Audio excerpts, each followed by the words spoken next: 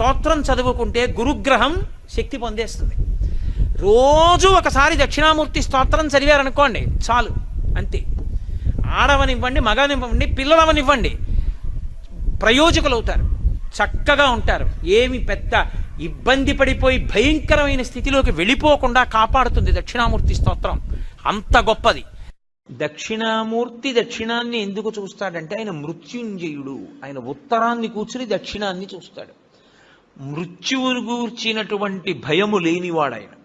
ఆయన పాదములు పట్టుకుంటే మృత్యుభీతి పోతుంది, భయం పోతుంది. అందుకే దక్షిణామూర్తి స్వరూపం అసలు సమస్త ఐశ్వర్యము దగ్గర నుండి, చదువుల దగ్గర నుండి, మోక్షము వరకు దక్షిణామూర్తి ఇవ్వలేనటువంటిది లోకమునందు లేనే లేదు. అసలు మీకు నేను ఒక గొప్ప రహస్యం చెప్తాను.